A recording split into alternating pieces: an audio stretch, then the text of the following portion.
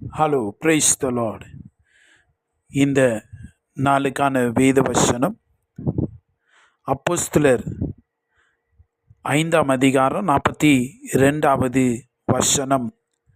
தினந்தோறும் தேவ ஆலயத்திலேயும் வீடுகளிலேயும் இடைவிடாமல் உபதேசம் பண்ணி இயேசுவே கிறிஸ்துவென்று பிரசங்கித்தார்கள். தேவனுடைய பரிசுத்தமான நாமம் உயர்த்தப்படுவதாக. ஆதிகால திருச்சபையிலே இருந்த விசுவாசிகள் எழுப்புதலுக்குரியவர்களாய் அவர்கள் இருந்தார்கள். They were a revolutionary believers. அவர்கள் அந்த திருச்சபையிலே இருந்து நமக்கு சொல்லுகிற காரியங்கள் என்ன? They were very much devoted to God.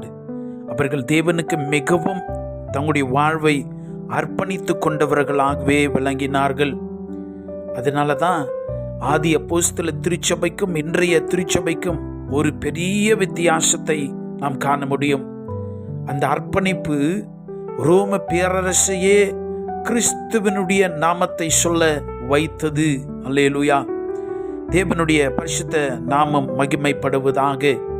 ஆதி அப்போஸ்தல விசுவாசிகள் தங்களை தேவனுக்கும் தேவனுடைய வார்த்தைக்கும் முழுமையாய் அர்ப்பணித்தவர்களாய் வாழ்ந்தார்கள். அந்த நாட்களிலே தேவன் அந்த வார்த்தைகளை அவர்கள் நம்பி வாழ்ந்தார்கள். இயேசுவே தேவன் என்று வைராக்கிய வாஞ்சியோடு அந்த உண்மையை பிரசங்கித்தார்கள். பிரசங்கம் செய்துவிட்டு அதற்கான பதிலையும் அறுவடையும் தேவனுடைய கரத்திலே அவர்கள் கொடுத்து விட்டார்கள். தேவன் மகிமையான காரியங்களை செய்தார். இப்பொழுது இருக்கிற இந்த சூழ்நிலை விட ஆதி அப்போஸ்தல காலத்திலே மத ரீதியாய் அந்த காலத்திலே நாம் பார்க்கிற பொழுது சமூக ரீதியாய் பலதரப்பட்ட குழப்பங்கள் மத்தியிலே கிறிஸ்துவை மிக அழகாய் தெளிவாய் உயர்த்தி காட்டினார்கள். அந்த காலத்தில் இப்ப இருக்கிற நவீன கால வசதிகள் எல்லாம் இல்லாத பொழுதே அவ்வளவு அழகாய் தேவனுடைய நாமம் உயர்த்தப்பட்டது. எனக்கன்பான தேவனுடைய பிள்ளைகளே, அவர்கள் எல்லாரும் அனுதினமும் ஒரு நாளும் மிஸ் பண்ணல. நல்லா கவனிங்கள்.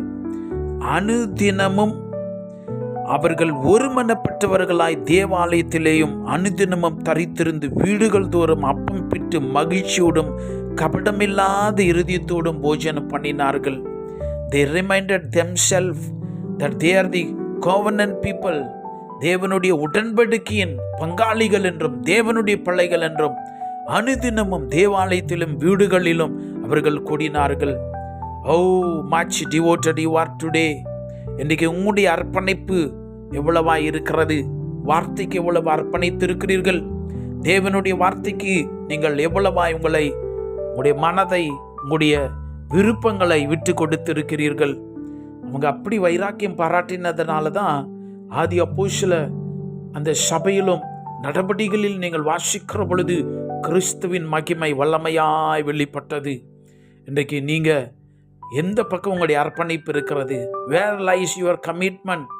எந்த பக்கத்தில் நீங்கள் உறுதியாக்கப்பட்டவர்களாய் இருக்கிறீர்கள்? Weather to the world or to the word of God? வார்த்தைக்கா இல்ல உலகத்துக்கா? அந்த வைராக்கியம், அந்த அர்ப்பணிப்பு. They were the people who transformed the world. உலகத்தையே மாற்றி அமைக்கிற வல்லமை அந்த ஜீவனுள்ள வார்த்தையில் இருந்தது. அந்த வேலையை செய்தார்கள். தேவன் அவருடைய வேலையை செய்தார். இன்றைக்கு நீங்களும் உடைய வாழ்வை தேவனுக்கு அர்ப்பணிப்பீர்களா? வார்த்தைக்கு அர்ப்பணியுங்கள். நாம் செபிக்கலாம். பரலோகத்தின் பிதாவே, உம்முடைய இரக்கங்களுக்காய் நன்றி. ஆதி அப்போஸ்தல திருச்சபை போல நாங்கள் வைராக்கி வாஞ்சை கொண்டு எங்களை அர்ப்பணிக்கிறவர்களாய் எங்களை மாற்றுவீராக. உடைய வார்த்தைக்கும் இயேசு கிறிஸ்து எனும் வெளியேறப்பட்ட நாமத்துக்கும் எங்களை தாழ்த்துகிறோம், ஒப்பு கொடுக்கிறோம். நீர் மாத்திரம் உயர்ந்திருப்பீராக. இயேசுவின் நாமத்தில் செபிக்கிறோம் பிதாவே.